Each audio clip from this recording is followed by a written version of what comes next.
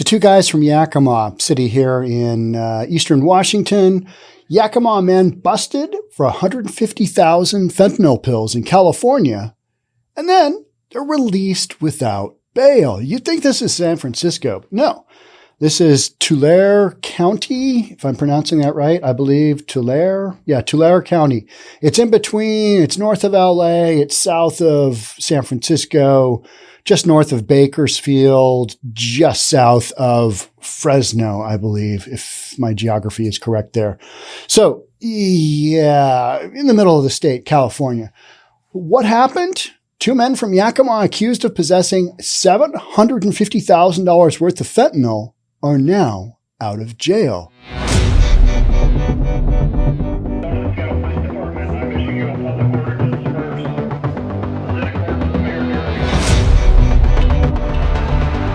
Hey, you didn't do anything wildly violent here. You might kill a few hundred people. We're not sure with these fentanyl pills.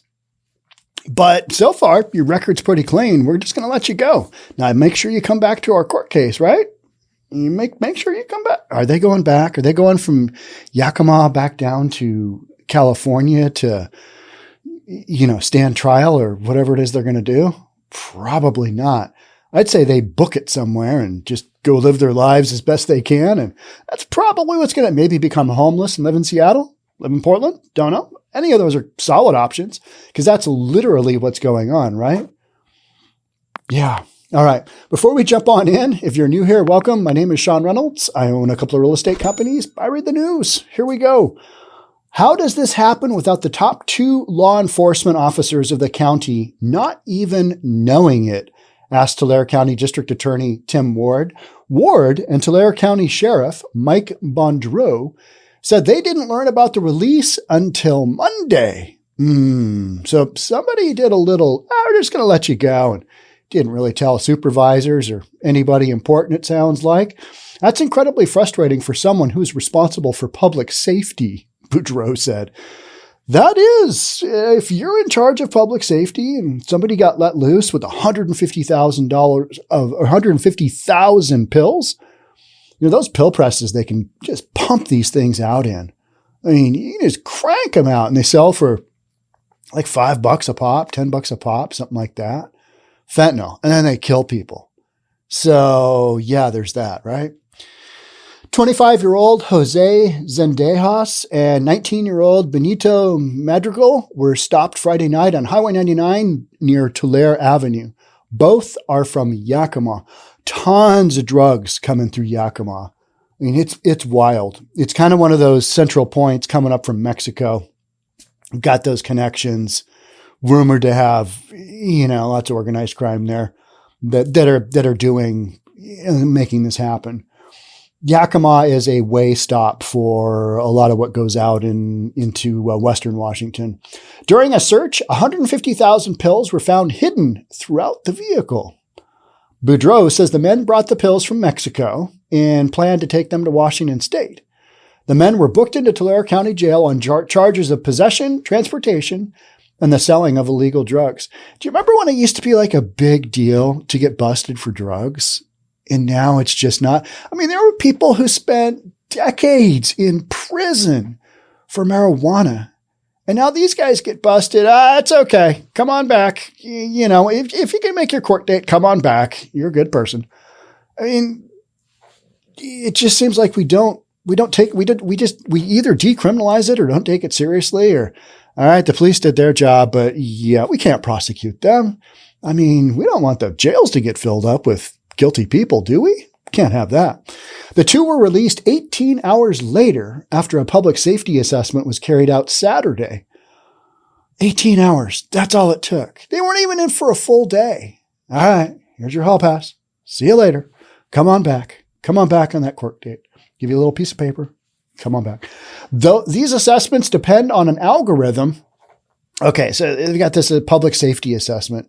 These assessments depend on an algorithm that looks at the criminal history and other factors to make risk predictions on whether a person is likely to be rearrested or if they'll miss their court date.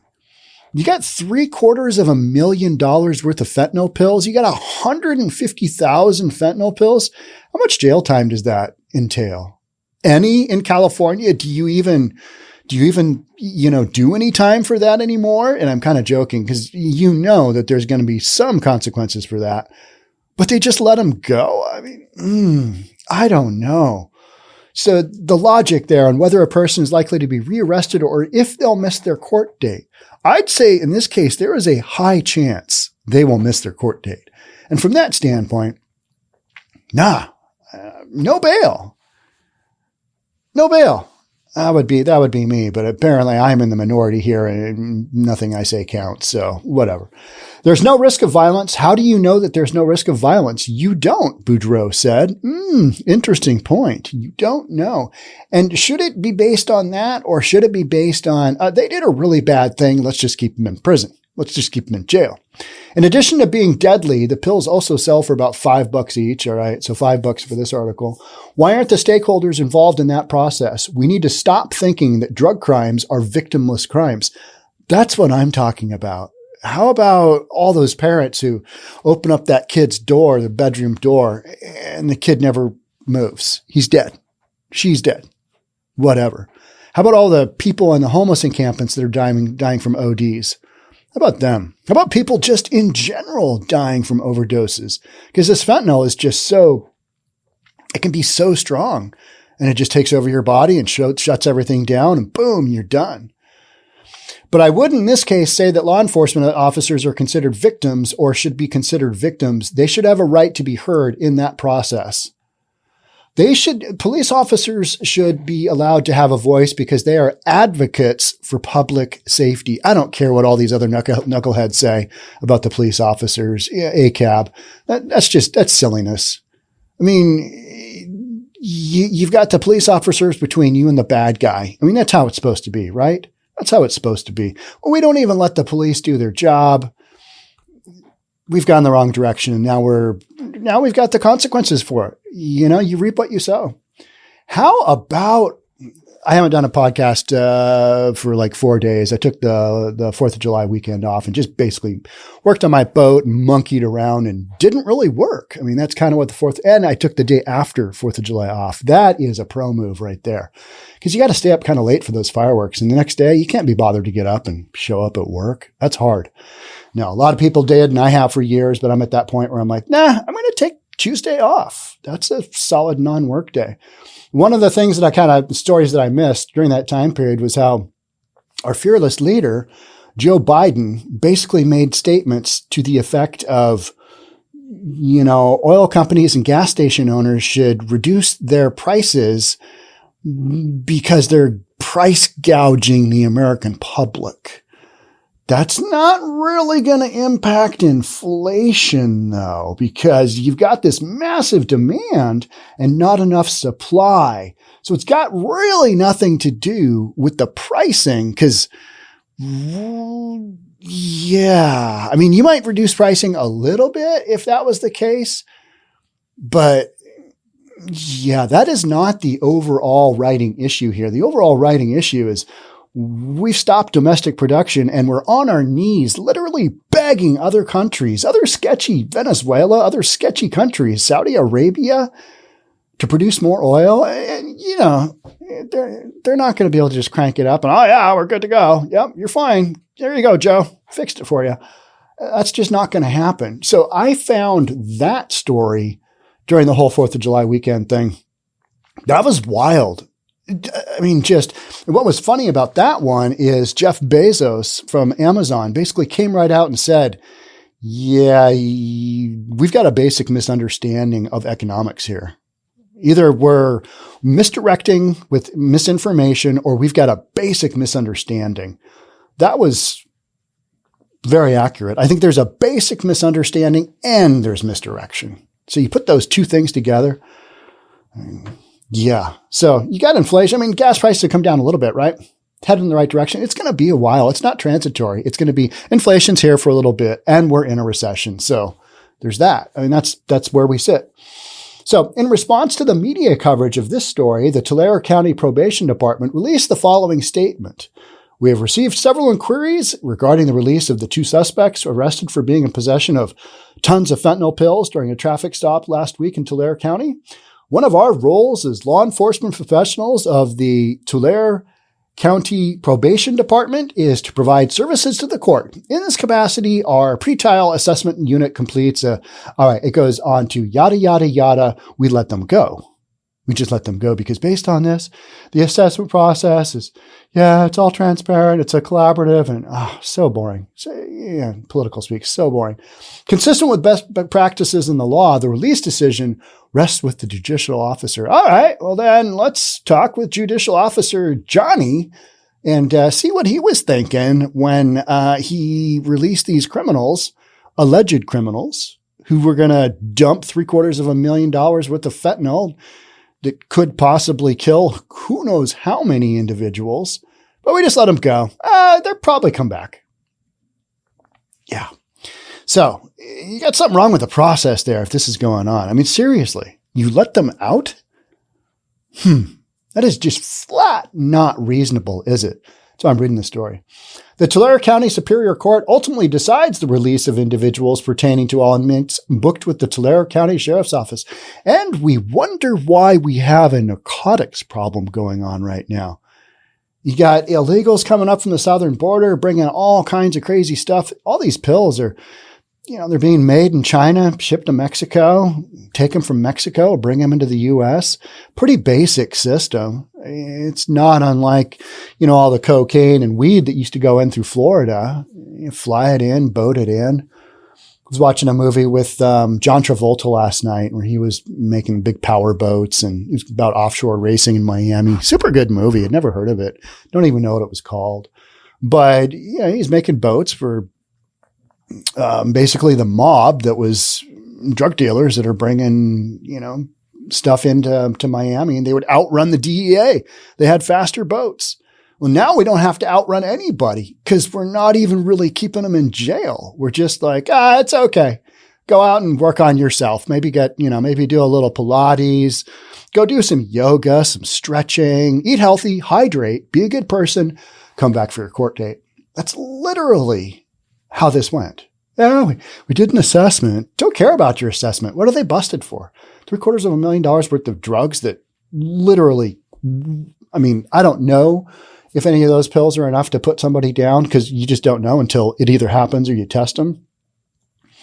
But that stuff is so unstable, and that's why it's taking out so many people. And that's why there's such an epidemic now. What really kills me is that when you've got some young kid who's at a party, like 16 years old, and there's other older kids there who've done it before, and that one kid takes a hit and boom, he's done. Parents lose their child. That is brutal. And that is there's no victimless crime there. There's a victim, and that is that kid who his parents, his friends, his siblings, his extended family will never see again. That is not victimless. That is straight up victim. And that's why you need to hold these folks in jail. You throw the book at them. But it's not what we're doing. We've gone too far the other way. We've become unreasonable. And this whole bail reform and just basically emptying out the jails, emptying out the mental institutions and just dumping people on the streets and not putting people in jail that should be there. Like these two guys, these guys should get like 10 years, 20 years. I think they should get way more, but what's realistic? What can we honestly? What was the story I was reading? Oh, the guy got 45 years for killing a cop here in Washington State. I can't remember what county that was, but 45 years. That's a long sentence. Killed a cop. Maybe it was a sheriff. Can't remember. But you don't see those. It's usually somebody gets a sentence of a couple of years for some of these horrific crimes. And that's just kind of what we're dealing with right now, right? This is where we sit. Got to move that needle the other direction. And that's why I bring these stories up, because I think people need to know, okay, so we've got a drug epidemic here. What are some of those pieces of the puzzle leading up to it? Well, it's the supply chain.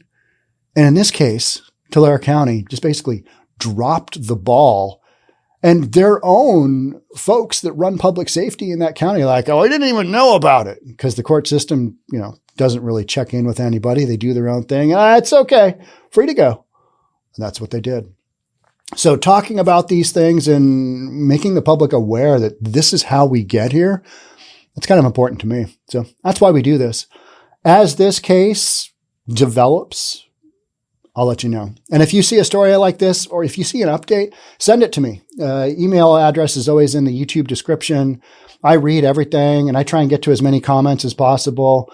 My ex-wife was watching a bunch of my stuff. I know. My ex-wife was watching a bunch of stuff over the 4th of July weekend, and she sent me a screenshot of, some nice comments people make. And she said, "Do you read all the comments?" I'm like, "I read as many as I can, but man, they come in so hot and heavy at times. I can't get to them all." So I would love to be able to respond, but I do try and get in there and, have that conversation with people, or just make fun of stuff. Cause let's be honest. Let's just make fun of some stuff, because why wouldn't we? Some of this stuff is so ridiculous. It's the only thing you can do without losing your mind. All right. That's it for me on this one. Thanks again for being here. Thanks for supporting. We'll catch up soon. Talk then. Bye for now.